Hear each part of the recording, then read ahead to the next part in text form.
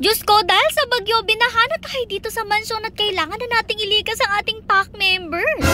Ganito nga pala guys ang ganap dito sa ating mansyon in the past few days na alam naman natin grabe ang ulan at bagyuhan. Masama kasi talaga ang panahon nito mga nakarang araw dahil meron nga ulit bagyo dito sa atin at signal number 2 pa nga dito sa malapit sa atin. Kaya naman pati na rin ang off-leash area ng ating pack members ayan basang-basa talaga at putek at eto nga paharap medyo baha pa talaga. Kaya naman kahit gusto nating palabasin ang ating pack members kasi may bubong naman ekis na ekis at hindi talaga pwede. Kasi although hindi nga sila mababasa ng ulan kasi nga syempre bubong naman yung kanilang off-leash area. Diyos ko, grabe naman yung putek at yung baha. Baka maya-maya hindi nga sila nabasa ng ulan pero basang-basa naman sila pagtatampisaw doon sa may bahaan.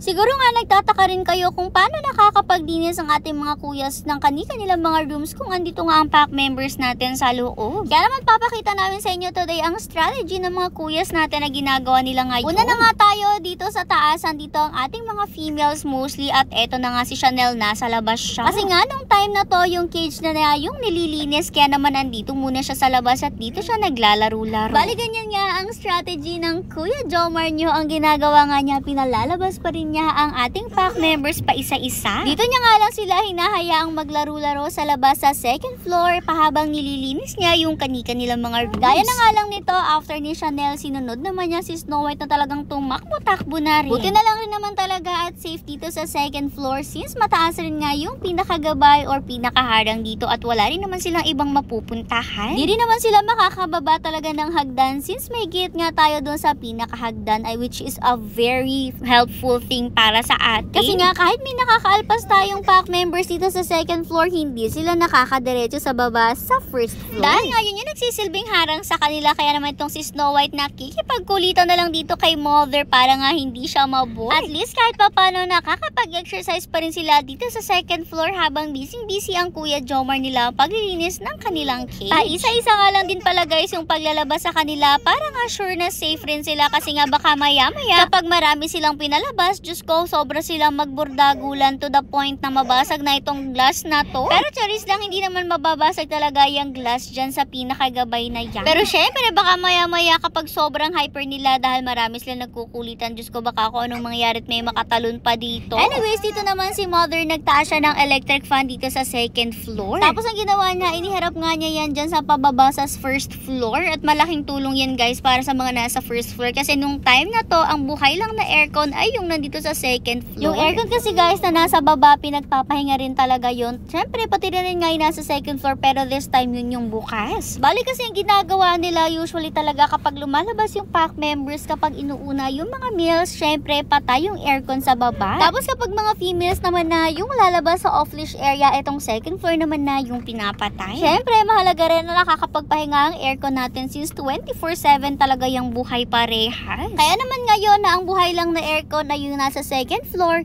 kailangan rin talagang makalamig dun sa first floor. Dahil syempre, kawawa yung pack members natin doon. Kaya naman ang ginawa ni Mother ay ayan, naglagay siya ng electric fan para bumaba rin yung lamig. O diba, napaka-witty. Eto naman na guys, ang ganap dito sa first floor at iba rin nga pala ang strategy ng Kuya Edmar nyo since siya nga yung nakatoka dito sa first floor natin. Bali kung sa second floor nga ginagawa ni Kuya Jomar nyo, pinalalabas niya at pinaglalaro yung pack members dyan para nga syempre malinis siya ng maayos yung rooms nila. At ayun nga si Snow White hindi rin talaga magkaintindihan dyan paungulit sa kuya niya habang naglilinis at nag-aayos nga ng water pressure si Kuya Jomar nyo dyan. Bali natulong rin nga pala niya dyan si Ate Sofia nyo at pwede rin niyang puntahan yung page nila Jo and Sophie. Kasi guys, nag-video rin sila tuwing sila yung mag-asikaso dito sa mansyon at pwede nyo rin panoorin kung ano yung ginagawa nilang paglilinis dito sa mansyon natin. Anyways, habang busy nga si Snow White dyan sa taas paungulit, eto naman na yung ganap sa baba. Meron rin naman pinalalabas sa pack members si Kuya Edmar nyo pero pili lang rin nga gaya na nga lang nitong ating mga hotdog na sunog. Sobra kasi yung kalikutan ng mga to guys tapos may possibility na pumunta sila doon sa mga hindi dapat puntahan at ngat-ngatin nila yung mga hindi dapat ngat-ngatin. Dito pa naman sa first floor ang dami talaga mga gamit na hindi pwede sa kanila kaya naman ang ang ginagawa ni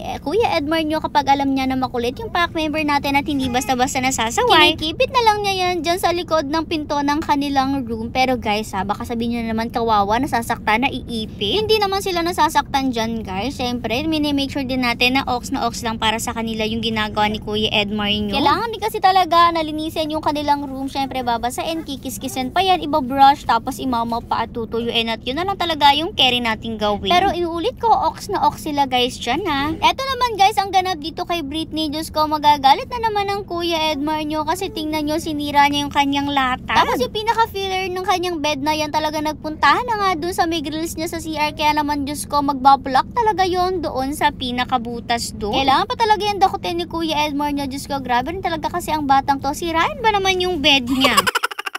Pero okay lang kasi out of boredom na rin nga siguro talaga. Kaya naman nakagat-kagat na rin niya pati yung bed niya na yan. Anyways, tinan nyo kapag behave naman yung pack members natin, ganito yung ganap. Hindi naman na siya kailangan talagang ipit-ipitin sa likod ng pinto. Gaya na lang nitong si Hercules. Nakaupo at nakahiga lang din talaga siya dyan at hindi rin naman siya nagpipilit talagang lumabas. Anyway, sabay na rin nga na naglilinis ang dalawa dyan kasi nga syempre para mas mabilis makatapos ang paglilinis for today. Hindi lang kasi talaga sila sabay maglinis doon kasi nga sakala nakakapaglinis kapag nasa labas at hindi rin talaga sabay na lumalabas ang mga females natin at meals. Anyways, after naman ng linisan na session na to, talagang kakain na ang ating pack members. Ka naman yung iba nating pack members, waiting na lang talaga sa food nila. Tingnan nyo rin nga guys, itong si Kelvin, napaka-behavior niya, manang-mana talaga sa daddy niya, kaya naka-steady lang siya dyan habang naglilinis si Kuya Edmar nyo. Alam nyo rin nga guys na twice a day ginagawa itong paglilinis na ganito para ma-make sure na palagi malinis ang room nila. Etong si Britney naman, dahil nga alam natin na magkukulit-kulit siya dito, ang ginawa nga, pinahawakan na lang siya kay Kuya Sermer. Wala rin naman kasi talagang babantayan si Kuya Sermer sa labas since hindi naman nga tayo nagpalabas ng ating pack members. Dahil naman behave itong si Britney, hindi naman na nahirapan si Kuya Sermer nyo, parang nagpapalambing pa nga siya dyan at nagpapa-belly rub. Kaya naman ganyan lang siya, naka-steady lang sa pwesto niya na yan. After nga no, eating time na, tingnan nyo itong si Hercules, ganito talaga yung ginagawa niya kapag ayaw na niyang kumain. Balitira na nga niyang pagkain niyan, tapos tingnan nyo talagang sinusuwag-suwag niya yan gamit yung ilong niya, tapos tinatapon-tapon talaga niya yung laman. After nga nun, kapag natapon na niya yung mga dog food doon, talagang iiwanan na lang niya yan sa gedli.